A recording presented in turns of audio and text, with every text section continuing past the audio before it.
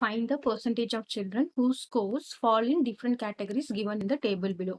இப்போ category below 60 below 60னா என்னது 60 marks below 60 and 60 below marks எடுத்துட்டு இருக்காங்க எவ்வளோன்னு பார்த்தீங்கன்னா 25 ஸ்டூடெண்ட்ஸ்.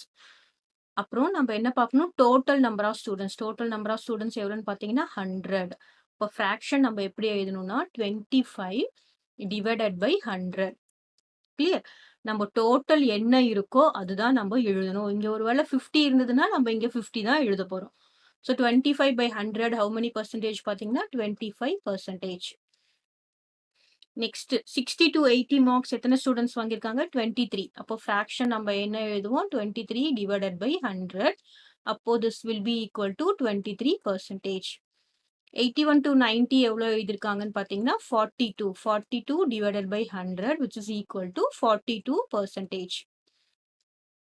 அப்புறம் 91 to 99 9 மெம்பர்ஸ் வாங்கியிருக்காங்க. 9 divided by 100 which is equal to 9%. Next centum ஒருத்தர் தான் சென்டம் வாங்கியிருக்காங்க. 1 divided by 100. இது வந்து 100ன்றது மார்க்ஸ் இல்ல, இது என்னது total number of students. So இது நம்ம எப்படி எழுதுனா கிவன் ஸ்டூடெண்ட்ஸ் எத்தனை வாங்கியிருக்காங்களோ given number of students divided by total. அதுதான் பெர்சன்டேஜ் நம்ம போடணும். இப்போ 1/100 என்னது 1%. இப்போ நம்ம இந்த ஃப்ராக்ஷனை ஆட் பண்ணா நமக்கு என்ன வரும்னு பார்த்தீங்கன்னா 100/100 வரும். கிளியர். இது எல்லாத்தையும் ஆட் பண்ணினா நமக்கு 100/100 வரும். நெக்ஸ்ட் டோட்டல் வந்து 100.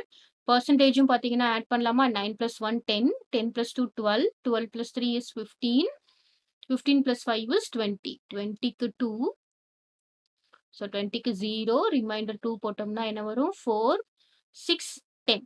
ஸோ டோட்டலாக என்ன வருது 100%. கிளியர். ஸோ நமக்கு எல்லாமே டேலி ஆகணும்.